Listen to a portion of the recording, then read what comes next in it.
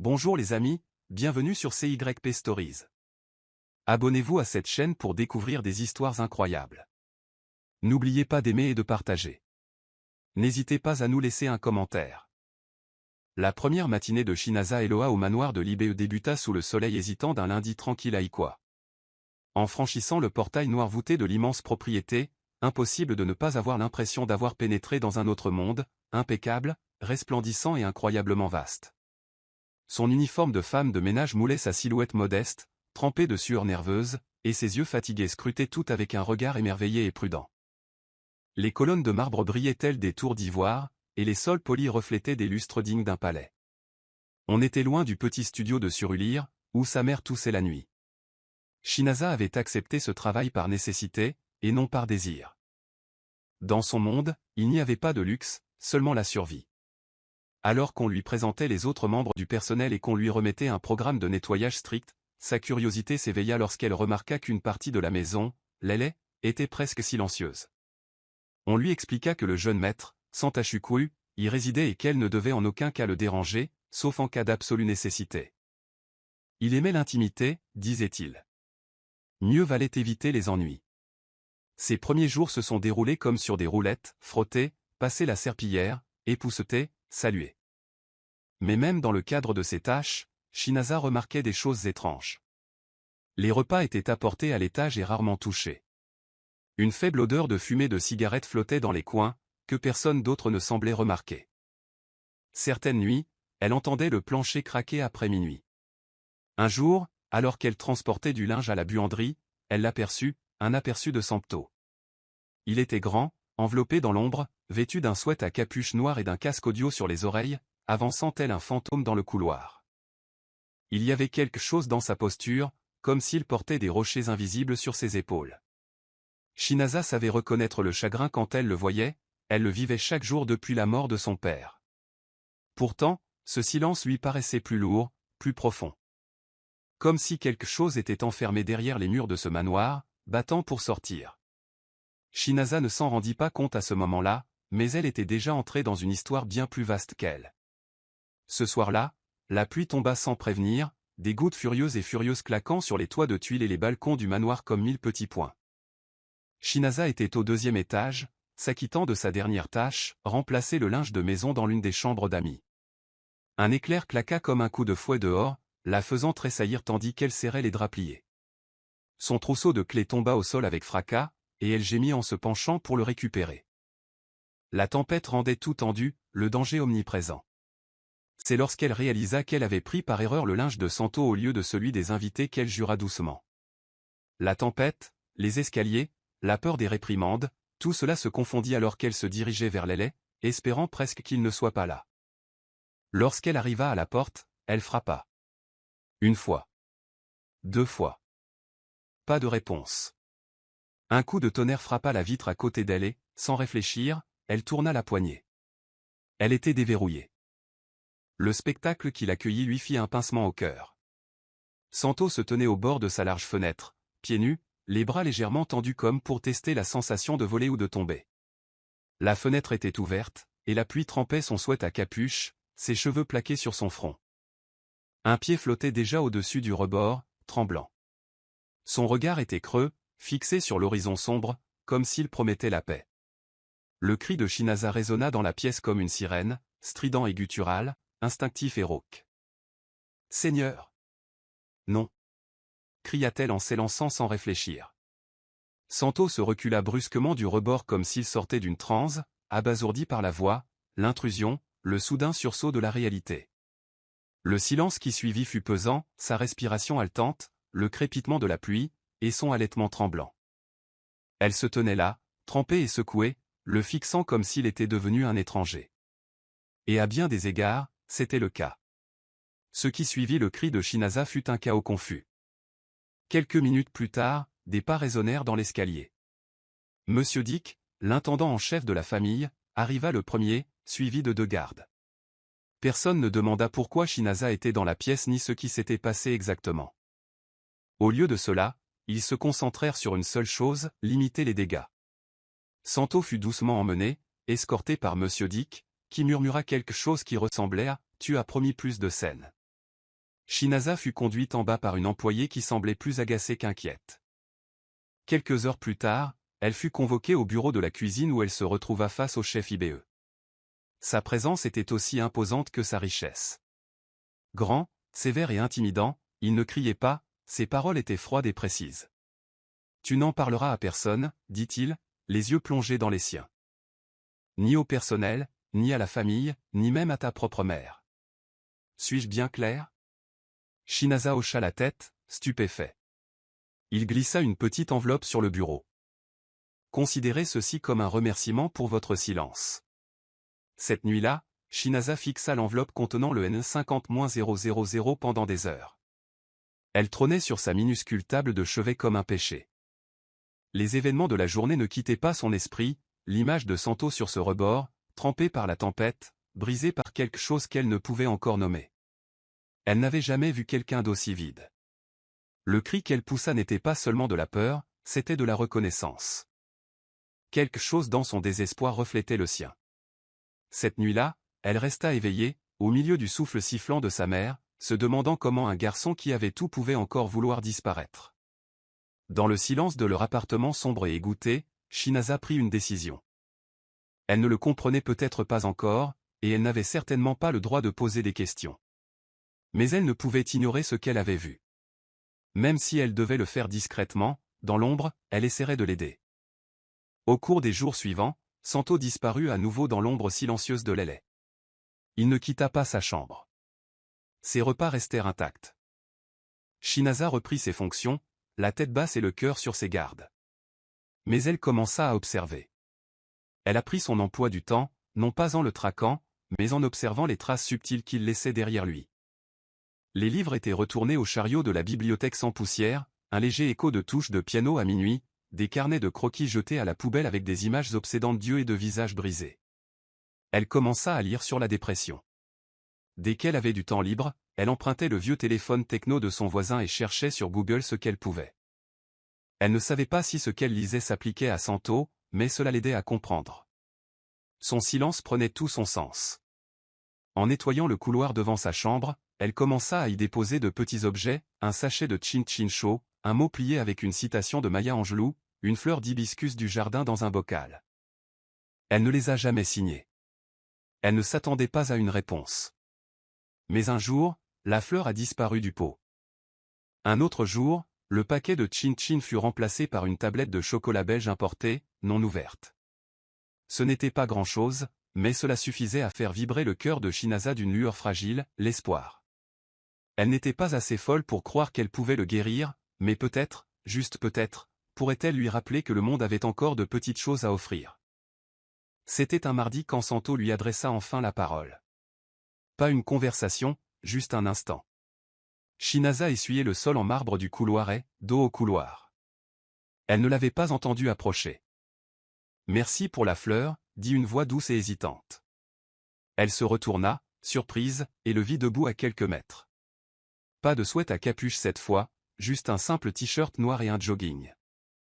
Ses cheveux étaient devenus indisciplinés et son regard semblait fatigué, mais plus clair. « De rien », répondit-elle d'une voix presque brisée. Il hésita encore un instant avant de s'éloigner.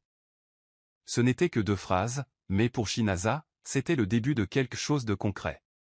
Ce soir-là, elle en parla dans son journal, pour la première fois depuis des mois. Il a parlé aujourd'hui, griffonna-t-elle, l'encre coulant légèrement sous la force de sa plume. Sa voix était comme une corde de violon cassée. Mais il remarqua la fleur. Il remarqua. À cet instant, dans la pénombre des petits locaux du personnel, Shinaza sentit quelque chose d'inconnu s'installer dans sa poitrine. Ni pitié, ni peur, mais un but. Le monde n'avait pas besoin d'un autre témoin silencieux de la douleur. Santo était peut-être le fils d'un milliardaire, mais la douleur se fichait des comptes en banque. Elle l'avait vu dans ses yeux, cette même obscurité profonde contre laquelle elle luttait chaque jour pour protéger sa mère. Et maintenant, elle allait essayer d'être son bouclier, elle aussi. Les jours se transformèrent en semaines, et les murs entre Shinaza et Santo commencèrent à bouger, doucement, comme l'aube perçant un épais brouillard d'harmattan. Leurs rencontres furent encore brèves, mais le silence qui pesait autrefois entre eux semblait désormais moins menaçant. Santo commença à laisser sa porte entr'ouverte, signe tacite qu'elle pouvait frapper. Un soir, lorsqu'elle lui apporta son plateau, il le remercia sans quitter son ordinateur des yeux. C'était à peine un murmure, mais il lui collait à la poitrine comme du métal. Elle commença à s'attarder après lui avoir apporté son repas, faisant parfois de petits commentaires sur la météo ou les titres de livres sur son étagère. Santo ne l'encouragea jamais directement, mais il ne lui demanda pas non plus de partir. Par un rare après-midi ensoleillé, elle le vit dessiner sur la terrasse, plongé dans une profonde concentration, son crayon s'agitant comme s'il portait le poids de ses pensées. Elle resta à distance, observant simplement, jusqu'à ce qu'il la remarqué, sans broncher, se replonge dans son dessin. Un jour, elle se surprit à parler sans réfléchir. « Tu dessines comme quelqu'un qui a été heureux. » Santo se figea, leva lentement les yeux et, pendant un long moment, la fixa du regard. Elle pensait qu'il allait lui aboyer dessus ou s'éloigner, mais au lieu de cela, il ferma son carnet et dit qu'elle disait ça aussi. « Ma mère. » Shinaza retint son souffle et baissa les yeux avec respect. « Je suis désolé, monsieur. » Il secoua la tête. « Ne le soyez pas. Je n'avais pas prononcé son nom depuis des mois. » À partir de ce moment-là, quelque chose a changé. Il a commencé à parler plus librement, pas beaucoup, mais suffisamment. Il a parlé du rire de sa mère et de sa façon de peindre chaque samedi. Il a également évoqué le fait que sa mort, même après des années, semblait encore hier. Il a raconté à Shinaza comment il avait étudié au Royaume-Uni et était revenu au Nigeria, non seulement pour des raisons professionnelles, mais aussi parce qu'il n'avait nulle part où aller. Ce n'étaient pas des confessions spectaculaires. Elles arrivaient par fragments, les morceaux d'un homme brisé, se reconstruisant lentement. C'est Shinaza qui l'avait suggéré. Un samedi matin, elle se tenait au pied de l'escalier avec un petit panier de fruits frais et dit doucement, « Le jardin est magnifique à cette époque de l'année. » Santo la fixa, l'air indéchiffrable. « Je ne sors pas, » répondit-il. « Je sais, » dit-elle en serrant plus fort le panier, « mais tu pourrais peut-être essayer. » Il ne répondit pas, mais une heure plus tard, elle le vit dehors, pieds nus, marchant lentement sur l'herbe douce derrière les lais. Il ne toucha pas aux fruits et ne lui adressa pas la parole, mais il était là, et cela lui suffisait. À partir de ce jour, les promenades devinrent une routine tacite. Il apparaissait un soir sur deux, au coucher du soleil, et Shinaza se tenait quelque part à proximité, faisant semblant de tailler les fleurs ou d'épousseter les chaises de la terrasse, laissant simplement sentir sa présence. Les pas de Santo furent lents au début, hésitants, mais peu à peu son dos commença à se redresser. Il commença à remarquer des choses, la façon dont l'oranger se penchait vers la lumière, les oiseaux qui revenaient chaque jour à la même heure, le bourdonnement de Shinaza en travaillant. Un soir, après une longue promenade, dit-il, le silence est moins criant quand on est là. C'était le compliment le plus proche qu'il ait fait à quelqu'un depuis des années. Shinaza sourit doucement, mais ne répondit pas. Elle apprenait à ne pas le submerger d'émotions. Mais elle voyait comment ces promenades le transformaient, lui redonnant de l'air et à son esprit une autre chose que la douleur. Et même si aucun thérapeute n'était encore intervenu, j'avais l'impression d'une guérison en marche. Douce, hésitante, mais réelle. C'était arrivé par accident.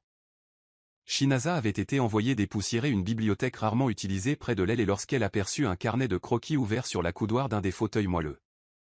Elle savait qu'il valait mieux ne pas fouiner, mais la curiosité l'emporta. Sur la page se trouvait un croquis au crayon, aux lignes nettes et aux ombrages délicats, et il ne lui fallut que quelques secondes pour comprendre qu'il s'agissait d'elle. Non pas dans son uniforme de femme de chambre, mais dans son air d'arroser le jardin, le foulard noué lâchement, le rire dans les yeux, une fleur d'hibiscus nichée derrière une oreille. La main de Shinaza se porta à sa bouche. Elle referma doucement le livre et retourna à ses tâches, mais son cœur battait fort. Ce portrait n'était pas seulement de l'art. C'était une observation profonde, humaine. Santo l'avait vu. Elle l'avait vraiment vu. Plus tard dans la soirée, elle le trouva assis sur le banc dehors. Elle ne mentionna pas le dessin. Au lieu de cela, elle lui tendit un nouveau carnet de croquis. « Tu n'as plus beaucoup de pages, dit-elle simplement. Santo le prit à deux mains, la regardant avec une pointe de silence dans les yeux. « Tu es la première personne à m'avoir vu frôler la mort et à être restée. » La phrase tomba entre eux comme la pluie sur un sol sec. Shinaza s'assit à côté de lui, à une distance respectueuse. « Parce que j'ai vu des gens mourir en morceaux, dit-elle. Et je ne pouvais pas laisser cela se reproduire. Pour la première fois, leur douleur les touchait, non seulement en parallèle, mais en s'entrelaçant. Deux mondes, deux classes sociales, deux histoires, liées par quelque chose de bien plus puissant que la sympathie, partageaient la survie. De retour d'un voyage d'affaires à Abuja, l'IBE du chef Oren remarqua immédiatement un changement chez lui. Sampto ne se cachait plus. Il arpentait les couloirs pendant la journée, restait plus longtemps dans le jardin, et commençait même à prendre occasionnellement son petit déjeuner. Cela déstabilisait le chef. Non pas qu'il ne souhaitait pas que son fils aille mieux, mais parce qu'il ne comprenait pas ce changement et, pire encore, qu'il ne le contrôlait pas. Un soir, il aperçut Shinaza sortant discrètement une corbeille de fruits vide de la chambre de Sampto.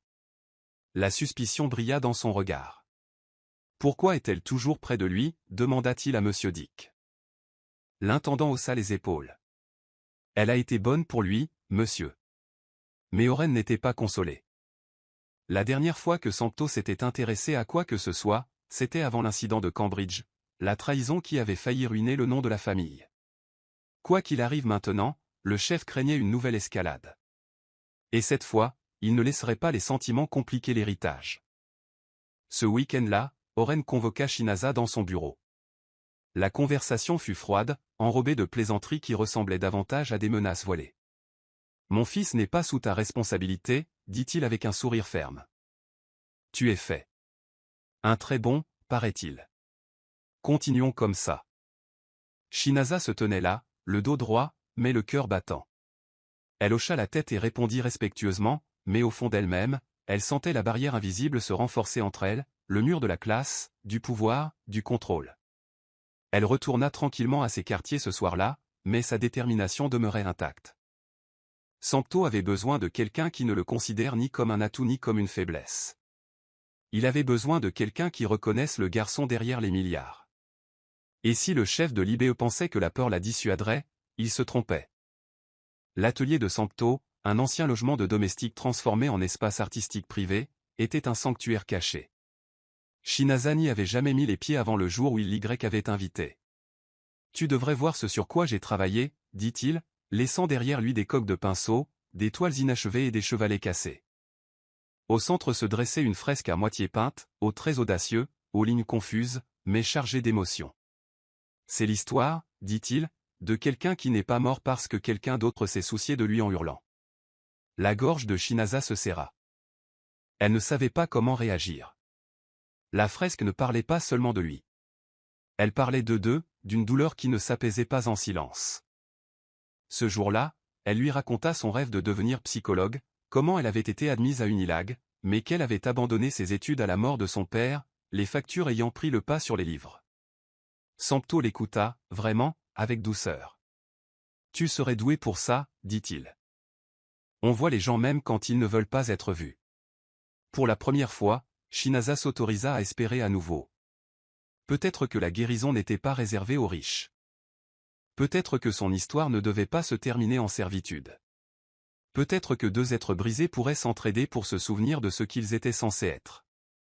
En quittant le studio ce soir-là, elle regarda les étoiles et murmura une prière, non pas pour s'échapper, mais pour trouver un but. Et pour la première fois, elle crut qu'elle pourrait enfin trouver une réponse. Les semaines suivantes furent marquées par un rythme tranquille entre Shinaza et Sampto, tacite mais réciproque. Elle continua d'arroser le jardin et de laisser des souvenirs attentionnés, des livres, des croquis, des encas locaux, tandis qu'en retour, il commençait à se confier davantage. Il lui raconta ses années d'université, l'échec de sa start-up et l'ami qui lui avait volé son invention et l'avait laissé dans le déshonneur à l'étranger.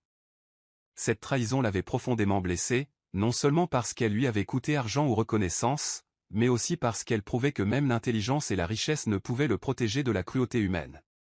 Shinaza écoutait, parfois sans rien dire, parfois en racontant sa propre histoire, celle de la façon dont on exploitait sa pauvreté pour la manipuler. Lors d'une de ces soirées tranquilles, Sampto la surprit. « Je t'ai apporté quelque chose, » dit-il en lui plaçant une petite boîte dans les mains. À l'intérieur se trouvait une tablette basique. « Pour tes lectures, » expliqua-t-il. « Tu empruntes le téléphone cassé de ta voisine depuis trop longtemps. » Elle fixait l'écran, incapable de parler. Personne ne lui avait jamais offert un tel cadeau. Ce n'était pas un appareil, c'était juste qu'il avait remarqué. Qu'il s'en souciait. La gratitude s'épanouit en elle, mais l'anxiété aussi. Ce soir-là, elle était assise avec sa mère dans leur appartement au bord des égouts, la lumière de la nouvelle tablette illuminant son journal intime où elle écrivait désormais chaque soir. Maman Keshi, bien que faible, remarqua sa distraction. « Qui est-il » demanda-t-elle avec un sourire entendu. Shinaza secoua la tête.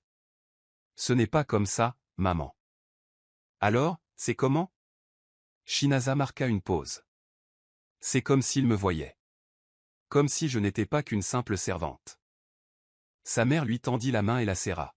« Alors, assure-toi de te voir encore. » Ce conseil resta gravé dans la mémoire de Shinaza pendant des jours. La tablette est devenue sa compagne, elle a téléchargé des livres de psychologie, des conférences TED, des articles nigérians sur les traumatismes et la guérison. Elle a pris des notes sur les progrès de Santo, telle une thérapeute en formation. Ce qu'ils partageaient n'était pas de l'amour, c'était quelque chose de plus lourd, de plus sacré. Mais c'était aussi dangereux. Dans un monde comme le leur, même la gentillesse avait des conséquences. L'art de Santo s'épanouissait dans l'audace. Il recommença à expérimenter avec la couleur, osant exprimer des émotions au-delà du chagrin, de la colère, de la confusion, et même de la joie. Shinaza observa avec émerveillement les tons autrefois discrets de ses croquis prendre vie. Il travaillait sur une œuvre en particulier pendant des jours, refusant de la montrer à quiconque. Puis, un matin, il la fit venir à l'atelier. « Je veux que tu vois ça, dit-il. » La toile représentait un jeune garçon et une jeune fille, assis dos à dos, entourés de murs de chaos, mais reliés par un fil de lumière entre leurs cœurs. Shinaza sentit sa gorge se serrer. « C'est nous, dit doucement Santo. Je crois que c'est toi la corde. » Elle ne savait pas quoi dire. Les émotions se bousculaient en elle, l'honneur, la peur, et quelque chose qui ressemblait à une responsabilité. Elle n'était pas censée être importante à ses yeux. Elle était censée nettoyer, servir et disparaître. Mais Santo refusait de la laisser disparaître. « Tu me tiens en laisse, dit-il, quand j'oublie qui je suis. » Plus tard dans la nuit, Shinaza resta assise, éveillée, à écrire dans son journal. Ses notes sur la dépression et la thérapie étaient maintenant complétées par des questions auxquelles elle ne savait pas répondre. Que se passe-t-il quand la personne que l'on est devient sa propre source de force? Elle n'avait pas eu l'intention de participer à sa guérison. Elle voulait juste l'aider, l'empêcher de sauter à nouveau. Mais maintenant, leurs sentiments étaient entrelacés d'une manière qui la terrifiait. Elle commença à remarquer combien il cherchait souvent son regard lorsqu'il lui parlait. Comment il attendait son approbation après chaque tableau. Comment il changeait de vêtements avant d'entrer dans la même pièce qu'elle. Et même si elle essayait de l'ignorer, son cœur avait commencé à réagir, de la chaleur là où il aurait dû y avoir de la prudence, de l'attention là où il aurait dû y avoir des limites. Pourtant, se rappela-t-elle, Santo était fragile. Il n'avait pas besoin d'amour. Il avait besoin de stabilité. Et elle le serait, quoi qu'il lui en coûte. Le chef forense IBE n'avait pas besoin qu'on lui explique. Il avait observé suffisamment d'interactions entre son fils et la servante pour savoir que quelque chose avait changé. Les sourires, les regards en coin, les apparitions de plus en plus fréquentes de Shinaza près de Lele, tout témoignait d'un lien grandissant. Et dans son monde, les liens entre serviteurs et héritiers étaient non seulement inacceptables, mais dangereux. Ainsi, un vendredi matin, Shinaza fut de nouveau convoqué dans le bureau. Cette fois, le chef de l'IBE ne parla pas par énigme. « Tu es une distraction pour mon fils », dit-il froidement en lui versant un verre de whisky sans la regarder. Et les distractions sont un handicap. Les genoux de Shinaza menaçaient de céder, mais elle tint bon. « Monsieur, je me soucie uniquement de son bien-être. Rien de plus. » C'est précisément le problème, répondit-il d'une voix basse et sèche. Il a besoin de concentration, pas de sentimentalisme. Il a un héritage à transmettre. Ta place dans cette maison n'était pas censée être permanente. Et maintenant, c'est fini. L'heure qui a suivi a été un cauchemar. On a demandé à Shinaza de faire ses valises. Son salaire lui a été versé en espèces, 2 mois à l'avance, avec une lettre de recommandation signée. Tout était soigneusement emballé, comme des excuses écrites par quelqu'un qui n'y croyait pas. Santo effectuait l'une de ses rares promenades en solo pour se changer les idées. À son retour, Shinaza avait disparu. Pas d'adieu. Aucune explication. Juste un couloir vide et une pièce silencieuse qui sentait légèrement l'hibiscus et le savon. Lorsqu'il s'est heurté aux réponses insistantes de son père, Aaron a simplement dit « Tu as besoin d'espace ». Voilà. Pour la première fois de sa vie d'adulte, Santo ne s'est pas contenté de répondre, il a crié. Elle était la seule chose qui me maintenait en vie. Mais Aaron ne broncha pas. C'est aussi à cause d'elle que tu es distrait. C'est le business, Santo. Les émotions sont superflues. Shinaza revint à Surlier avec ses maigres biens et le cœur lourd de chagrin. Sa mère l'accueillit chaleureusement, mais lut la douleur dans les yeux de sa fille. « Ils t'ont fait du mal ?» demanda-t-elle. Shinaza secoua la tête. « Non, maman. Il me rappelait ma place. » Pourtant, elle refusait de pleurer. Au lieu de cela, elle s'est investie dans l'aide aux personnes et a continué à lire sur la psychologie, la santé mentale et la régulation émotionnelle. Elle espérait que Santo comprendrait. Peut-être même qu'il lui tendrait la main. Mais les jours se transformèrent en semaines et le silence régna. La maison lui manquait, le calme du jardin, l'odeur de térébenthine dans l'atelier. Mais surtout, c'était lui qui lui manquait, sa voix douce, son sourire hésitant, la façon dont il la regardait comme si elle comptait pour elle. Son absence lui faisait mal à la poitrine. Santo, lui, s'effondrait. Sans Shinaza, le manoir était redevenu froid, caverneux, stérile. Il cessa de peindre. Les journaux restèrent intacts. Les repas refroidirent à nouveau. Même les promenades cessèrent. Le personnel reprit son calme autour de lui. Lorsque M. DAG mentionna le nom de Shinaza, Santo explosa, renversant un plateau de petit déjeuner de colère. « Elle n'est pas partie » cria-t-il. « Elle m'a été enlevée. » Le poids de la trahison pesait lourdement sur lui, mais il ne venait pas seulement de son père. Il le portait aussi, pour ne pas s'être battu plus durement, pour ne pas l'avoir préparé à la guerre qu'elle n'avait pas vu venir. Un soir, après avoir scruté la porte du studio pendant des heures, il décrocha le téléphone. Il n'appela pas Shinaza. Il prit plutôt un rendez-vous d'urgence avec un thérapeute privé. Et pour la première fois, il entra dans cette pièce, non pas en fils de milliardaire, mais en homme brisé cherchant de l'aide. Les séances furent difficiles au début. Santo, assis, raide, les bras croisés, répondait par syllabes saccadées. Mais la thérapeute, une femme âgée nommée Dr Yola, était patiente. Elle posait les bonnes questions, non pas avec pitié, mais avec une douce insistance. Quand les ténèbres ont-elles commencé? Pourquoi n'en as-tu pas parlé à ton père? Qui est Shinaza pour toi? Au début, Santo mentait. Puis il s'est adouci. Puis il a craqué. Chaque séance est devenue une mue, un souvenir exhumé, une blessure guérie. Il a parlé de la mort de sa mère, de sa trahison à Londres, de la pression pour devenir le clone de son père. Et il a parlé de Shinaza. Elle n'a pas essayé de me réparer, a-t-il dit un jour, elle est juste restée. Cette phrase fit monter des larmes inattendues aux yeux du docteur Yola. Elle ne dit rien, mais écrivit quelque chose dans son carnet, encre. Avec le temps, les ombres dans l'esprit de Santo commencèrent à s'estomper, non pas à disparaître, mais à se rétracter. Il se remit à peindre, mais cette fois avec des couleurs qui ne l'effrayaient pas. Pendant ce temps, à Surlier, Shinaza reçut par la poste une enveloppe inattendue, sans nom ni adresse de retour. À l'intérieur se trouvait un dépliant de thérapie imprimé et un mot disant « J'y suis enfin allé ». Tu avais raison. Ses mains tremblaient en le lisant. Elle n'avait pas besoin de deviner de qui il s'agissait. Son cœur se gonfla d'une fierté silencieuse. Non pas parce qu'elle avait réussi, mais parce qu'il avait choisi de vivre. Cette nuit-là, écrivit-elle dans son journal, il se bat. Et s'il se bat, je ne m'arrêterai pas non plus. Elle se remit à étudier les candidatures pour des bourses universitaires, ravivant son rêve abandonné de devenir psychologue. Quelle que soit leur histoire, elle en avait donné naissance à deux nouvelles, l'une dans le manoir, l'autre dans les rues de Surlier. Et tous deux renaissaient de leurs cendres.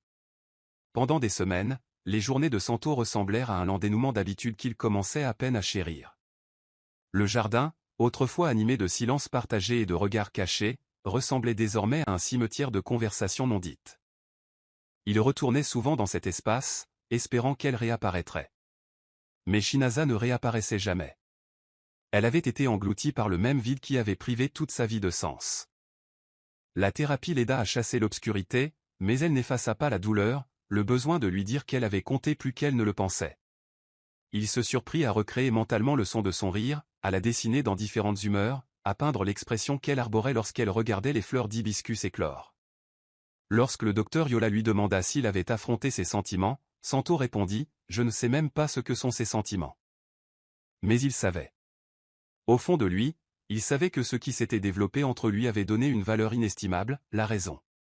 Pour la première fois depuis des années, quelqu'un avait regardé au-delà de sa fortune, au-delà du nom d'IBE, et avait vu un garçon piégé derrière l'empire de son père.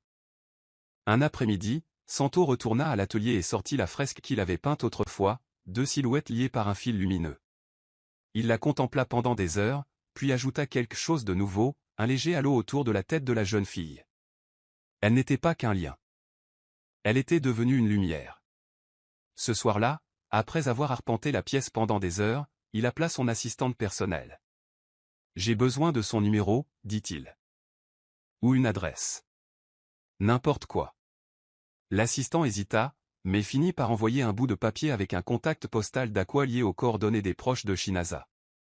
Santo écrivit une lettre, courte, mais crue. Il lui disait qu'il suivait une thérapie, que son absence créait plus de silence que sa présence n'en avait jamais créé. Qu'il ne lui demandait pas de revenir, simplement pour savoir qu'elle avait laissé son empreinte sur sa guérison. Il couvrit la lettre, l'attendit et attendit, non pas une réponse, mais la conclusion qui, espérait-il, le pousserait à aller de l'avant. Shinaza la relut plus d'une douzaine de fois avant de reprendre son souffle. Lorsque le facteur lui tendit l'enveloppe à son nom griffonné d'une écriture familière, elle sut avant même de l'ouvrir qu'elle venait de Santo. Ses paroles étaient directes, brutes et douloureusement sincères. Elles lui firent fondre la poitrine, non pas parce qu'elles étaient romantiques, mais parce qu'elles étaient vraies. Elle pressa le papier contre sa poitrine, ferma les yeux et murmura « Tout ira bien ». Ce soir-là, elle montra la lettre à sa mère, qui se redressa pour la première fois depuis des jours. « Il se bat encore, lui dit-elle. Il se bat encore parce que nous ne l'avons pas lâché. » Sa mère lui tendit la main et lui dit « Alors, ne renonce pas à tes rêves non plus. » Ce petit encouragement éveilla une flamme en Shinaza. Elle commença à préparer son dossier de candidature à l'université, à mettre à jour ses certificats WAEC et à contacter des professeurs qui se souvenaient peut-être encore d'elle. Mais les progrès n'étaient pas faciles. Lorsque Shinaza est allée rendre ses relevés de notes, elle a été moquée par un membre du personnel administratif. « Et toi? À ton âge? » Retour à l'école, a-t-il ricané. Pendant un instant, elle douta, les mains tremblantes, serrant ses documents. Mais elle se souvint alors du jardin, de la tablette, du tableau, du mot. Elle redressa les épaules et dit « Oui, encore, parce que j'ai encore quelque chose à donner. » Elle sortit du bureau et fit ses premiers pas. Plus tard dans la soirée, elle répondit à la lettre de Sato par un simple mot « Merci de votre combat. Je postule à nouveau à l'université. Tu m'as fait croire que je pouvais. » Elle ne s'attendait pas à une réponse, mais peu importait. Ils étaient toujours liés, non par obligation, mais par la vérité commune que la guérison était possible, même dans la douleur. La nouvelle de la réapparition de Shinaza et de sa communication avec Sato ne tarda pas à parvenir au chef de l'IBE. Un matin, il entra dans la salle à manger privée du manoir, muni d'une copie de la lettre interceptée par son assistant. La claquant sur la table, il fixa son fils du regard. « Je vois que la thérapie te rend imprudent, » cracha-t-il. Sato soutint le regard de son père, imperturbable. « Non. Ça m'aide à y voir plus clair. » La tension entre crépitait comme de l'électricité statique. « Elle est en dessous de nous, » dit Oren d'une voix basse mais venimeuse. « C'est une servante. »« C'est un être humain, » répondit Sato. « Et la seule à s'en soucier quand j'ai failli me suicider. » Cette phrase fit taire la salle. Le chef IBE serra les poings mais ne dit rien. Plus tard dans la soirée, Sato entra dans le bureau de son père sans frapper. « Vous pouvez bâtir un empire technologique et contrôler des millions de personnes, mais vous ne pouviez même pas voir votre fils se noyer dans sa propre maison. » Il a quitté la pièce sans attendre de réponse. Cette confrontation a marqué un tournant dans le foyer. Le chef de l'IBE n'a renvoyé personne, n'a plus jamais parlé de Shinaza, mais son silence en disait long. Sato a senti le changement. Il n'avait plus besoin de la permission de son père pour respirer. Les séances de thérapie se sont intensifiées. Son art s'est intensifié. Il a même accepté de participer anonymement à une table ronde sur la santé mentale par l'intermédiaire d'un groupe de défense privé à Lagos. Lors de la table ronde, il a parlé du deuil, de la trahison et du pouvoir de la bonté invisible. Ces paroles ont ému, surtout lorsqu'il a déclaré que ce n'était ni la richesse, ni la célébrité, ni même la médecine qui m'avait ramené à la vie. C'était le cri de joie de quelqu'un dont personne n'aurait jamais imaginé qu'il serait mon sauveur. Bien qu'il ne la nommât pas, l'image de Shinaza envahit son esprit. L'instant où son cri perça la tempête devint son point d'ancrage. Et maintenant, sa mission était de veiller à ce que d'autres ne souffrent pas en silence. Le discours anonyme de Sato a suscité un profond émoi au sein de la communauté de la santé mentale. La rumeur s'est répandue et des murmures ont couru que le fils solitaire du chef de l'IBE pourrait être à l'origine de ce témoignage émouvant. Bien qu'il ne l'ait jamais confirmé, de plus en plus de personnes ont contacté le groupe, demandant des ressources et partageant leurs propres histoires. Sato a poursuivi sa thérapie, travaillant désormais sur le pardon intérieur, notamment envers lui-même. Il peignait moins, mais commençait à écrire davantage de courts textes sur le deuil, le rétablissement et l'identité. L'un de ses essais, intitulé « Quand la servante a crié », a été publié anonymement et a connu un succès viral en ligne. Shinaza fit une descente un soir pluvieux et pleura. Non pas parce qu'il en avait trop révélé, mais parce qu'il comprenait enfin que sa vie avait de la valeur. Et il s'efforçait désormais de la transmettre aux autres. Inspiré par ses progrès, Shinaza a poursuivi ses démarches pour l'université et a commencé à proposer un accompagnement informel à d'autres jeunes domestiques de son quartier. Elle a utilisé des groupes WhatsApp pour partager des conseils sur le bien-être mental, créer des affirmations imprimables et même proposer d'aider d'autres personnes à accéder à des ressources en ligne. Son influence s'est accrue. Avec l'aide de quelques mentors rencontrés par l'intermédiaire de ses anciens professeurs, elle fut invitée à participer à une petite table ronde communautaire sur la santé mentale et le travail informel. Elle entra dans la salle vêtue de son plus beau chemisier d'occasion, se tenant comme une femme qui avait gagné sa voix. Et lorsqu'elle prit la parole, elle ne s'exprima pas en sauveuse de Sato ni en jeune fille autrefois renvoyée comme domestique, mais en femme ayant trouvé sa propre identité en aidant quelqu'un d'autre. La maison de l'IBE commençait à se transformer, non seulement par sa décoration et son éclairage, mais aussi par l'atmosphère elle-même. Sato avait peu à peu commencé à organiser de petits ateliers artistiques dans le jardin, en partenariat avec l'Association de défense des droits des personnes âgées pour utiliser l'art comme thérapie auprès d'autres jeunes hommes souffrant de dépression. Des recoins autrefois interdits de la maison s'ouvraient à la lumière et au rire. Sato a même commandé une fresque sur le mur extérieur du domaine, une œuvre abstraite représentant deux personnages entrelacés de fils lumineux, entourés de miroirs brisés tournés vers l'extérieur. En dessous, une inscription « On ne guérit pas seul ». Les membres du personnel s'arrêtaient pour la contempler chaque jour. Certains ne le comprenaient pas, mais la plupart le ressentaient. Quelque chose avait changé. Même le chef de l'IBE, malgré son silence, commença à se présenter aux séances, non pas pour participer, mais pour observer. Il se tenait à l'arrière-plan, les bras croisés, regardant son fils faire ce qu'il n'avait jamais pu faire, montrer l'empathie. Un soir, après le dîner, Orin arrêta Sato dans le couloir et lui dit « Elle t'a rendu meilleur ». Sato se tourna vers lui. Non. Elle m'a rappelé que j'étais déjà bien. Elles n'ont pas dit grand-chose d'autre, mais les murs entre elles s'étaient fissurés, juste assez pour laisser passer la lumière. Et tôt ou tard, Shinaza reçut son courriel officiel d'admission à l'université. Elle resta assise à côté de sa mère, stupéfaite, le visage ruisselant de larmes. Et sans réfléchir, elle murmura « On a réussi, Sato. Nous n'avons pas terminé, mais nous sommes arrivés jusqu'ici. » Le prochain chapitre de leur vie à tous deux allait commencer, non pas comme domestiques et maîtres, mais comme survivants devenus bâtisseurs, écrivant de nouveaux plans pour la guérison. C'était un lundi matin ensoleillé lorsque Sato s'est présenté devant un panel de journalistes, de professionnels de la santé et de responsables d'associations pour annoncer le lancement de la fondation Amaka, du nom de sa défunte mère. L'objectif de la fondation était clair, la sensibilisation à la santé mentale, la prévention du suicide et l'intervention précoce auprès des jeunes Nigérians, en particulier ceux des communautés défavorisées. L'événement, intime mais digne, s'est tenu dans une galerie d'art ornée d'œuvres anciennes de Sato. Sous les flashs des caméras et les microphones avancés, il s'est exprimé calmement, la voix posée. Cette fondation existe parce que j'ai survécu. Et je n'ai pas survécu parce que j'étais riche ou instruit, mais parce que quelqu'un m'a vu dans mes heures les plus sombres et a choisi de ne pas détourner le regard. Le silence est revenu dans la salle. C'était une domestique. Et elle m'a sauvé la vie.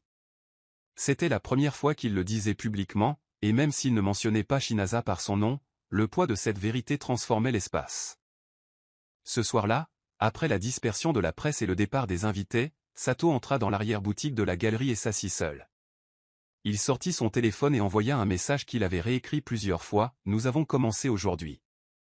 La fondation porte son nom. Tu m'as aidé à trouver la force de le faire. » De l'autre côté de la ville, dans une chambre tranquille du dortoir d'Unilag qu'elle partageait désormais avec 2 autres étudiants adultes, Shinaza lut le message et sourit. Elle avait déjà vu l'annonce, ses camarades avaient fait circuler la vidéo, louant la vulnérabilité du mystérieux orateur.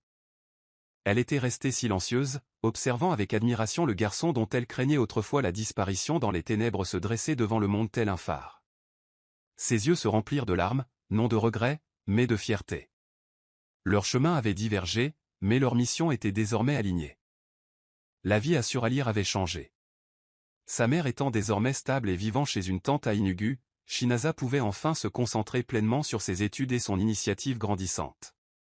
Ce qui avait commencé comme un groupe WhatsApp comptait désormais plus de 200 employés de maisons partageant des ressources, des témoignages et du soutien en matière de santé mentale. Avec l'aide d'un professeur qui croyait en elle, Shinaza a obtenu une subvention pour créer le Kie Courage Project, une plateforme en ligne proposant des outils pour le bien-être émotionnel, la sensibilisation aux droits et un accès gratuit à des séances de conseils virtuels adaptées aux travailleurs domestiques. Elle n'aidait plus seulement une personne, mais des centaines. Chaque fois qu'elle entrait dans une nouvelle salle de classe, prenait des notes, animait un groupe de soutien par les pairs, elle pensait au chemin parcouru et à la façon dont elle avait failli tout laisser s'effondrer sous le poids de la pauvreté et des attentes. Entre-temps, la résidence de l'IBE s'était transformée. Loin d'être froide et silencieuse, elle accueillait désormais de petits ateliers, des dîners tranquilles avec des intervenants en santé mentale et des séances d'art thérapeutique bi-hebdomadaires. Le personnel, autrefois rigide et craintif, interagissait désormais plus librement avec son taux. Il était devenu un homme qui souriait spontanément, qui parlait aux cuisiniers de la scolarité de leurs enfants, qui demandait au portier s'il allait bien. Ce n'était pas une performance, c'était sincère. Le parcours de son taux n'avait pas effacé sa douleur, mais il lui avait appris à vivre avec. Un samedi, il a organisé un rassemblement de jeunes dans le jardin et s'est présenté devant 50 garçons âgés de 15 à 20 ans. Pas besoin d'attendre la pause pour parler, leur a-t-il dit. Vous pouvez crier avant que le silence ne vous ronge. C'était un message né de la douleur, délivré avec détermination. L'IBE du chef Oren ne changea pas du jour au lendemain, mais la transformation de son taux le força à affronter ses propres échecs. Il avait commencé à observer son fils de loin, intrigué par l'admiration grandissante que les gens lui témoignaient non pas pour sa richesse, mais pour son courage. Finalement, la curiosité a donné lieu à une conversation tranquille un soir tard. Père et fils étaient assis sur la terrasse arrière du manoir, sous une lanterne tamisée. « Tu me fais davantage penser à ta mère ces jours-ci, » dit Oren après un long silence. Elle aurait été fière. Ces mots, bien que simples, faisaient l'effet d'une fissure dans un barrage. Son taux hocha la tête, ravalant la boule dans sa gorge. Elle aurait voulu que vous voyiez des gens, pas seulement des résultats. Oren n'a pas discuté. Pour la première fois, il a écouté. Ils ont parlé pendant près d'1 heure, de l'enfance, du deuil, de la pression et des non-dits. Ce n'était pas encore le pardon, mais c'était le début d'une compréhension mutuelle. Quelque temps plus tard, Oren a fait un don discret à la fondation Amaka. Il l'a fait anonymement, mais son taux le savait. Il ne l'a pas confronté, laissant simplement un mot sur le bureau de son père, « Merci d'avoir vu le garçon que tu as élevé. » La même semaine, son taux a assisté à l'un des ateliers de Shinaza sur la dépression chez les travailleurs informels. Il était assis au fond, capuche sur le corps, sans tambour ni trompette. Shinaza le vit et sourit, mais ne dit rien. Lorsqu'elle eut terminé, leurs regards se croisèrent un long moment avant qu'ils ne s'éclipsent.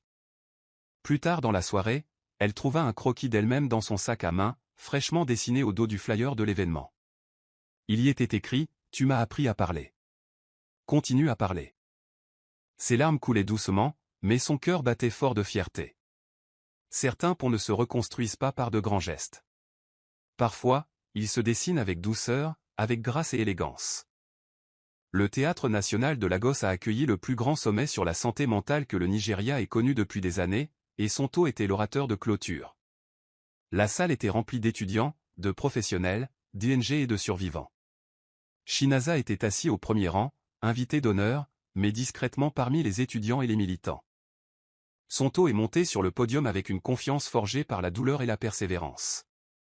Quand j'ai tenté de mettre fin à mes jours, je croyais qu'il n'y avait pas de place au monde pour quelqu'un comme moi, a-t-il commencé. Puis, quelqu'un a crié. Et ce cri m'a sauvé. Il a raconté son histoire, non pas comme une tragédie, mais comme une transformation. Il a parlé d'obscurité, de thérapie, du besoin de connexion et du mythe selon lequel l'argent guérit tout. Parfois, disait-il, ce sont les personnes que nous négligeons qui détiennent les clés de notre guérison. Pour moi, cette personne était une domestique. Et elle m'a rappelé que la présence est le remède le plus puissant. La salle lui fit une ovation debout, mais Sonto ne regarda pas la foule. Il regarda Shinaza. Elle sourit, non pas avec fierté, mais avec la paix de quelqu'un qui a accompli une mission sacrée. En descendant de scène, il s'avança vers elle et ils restèrent un moment silencieux. Puis il dit, « On a réussi. » Shinaza lui prit brièvement la main, hocha la tête et murmura, « Maintenant, d'autres y parviendront aussi. » Il n'y avait pas besoin de romance. Leur lien allait au-delà de cela. Il était forgé dans le feu et affiné dans l'amitié. Le monde qui les entourait n'avait pas besoin de le comprendre. Ils le comprenaient.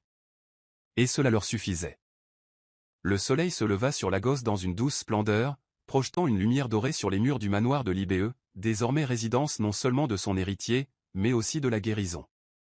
Sonto se tenait devant la nouvelle fresque murale commandée pour le mur du jardin. Elle représentait une silhouette sortant d'un gouffre sombre, tendant la main vers une autre silhouette debout au-dessus. Les mots en dessous étaient « présence, but, paix ». Il toucha doucement le mur, puis se retourna pour entrer. Il y avait une autre séance à animer, une autre histoire à écouter, un autre jeune homme à rejoindre avant que le silence ne le rattrape à son tour. Sa vie avait désormais un rythme, non pas parce que la douleur avait disparu, mais parce qu'elle avait trouvé un sens. À Surulré, Shinaza terminait son dernier mémoire du semestre. Son ONG venait d'être officiellement enregistré, et le blog qu'elle avait créé comptait désormais plus de 5000 abonnés au Nigeria et au Ghana. En fermant son ordinateur portable, elle se tourna vers sa petite bibliothèque, où le croquis que Sonto lui avait donné était encadré à côté de ses notes de cours. Elle murmura une prière de gratitude pour l'écran qui avait sauvé une vie, pour le garçon qui avait choisi de vivre et pour la fille qui avait osé s'en soucier. Son voyage n'était pas terminé, mais le chapitre s'était clos en beauté. Elle ne l'avait pas seulement aidé à guérir. Elle avait trouvé sa propre voie, sa propre force et sa propre voix. Et pour tous deux, le silence avait enfin pris fin. Merci d'avoir regardé. Dites-nous ce que vous avez aimé dans cette histoire. N'oubliez pas d'aimer et de vous abonner. Activez également la notification de publication pour recevoir de nouvelles histoires.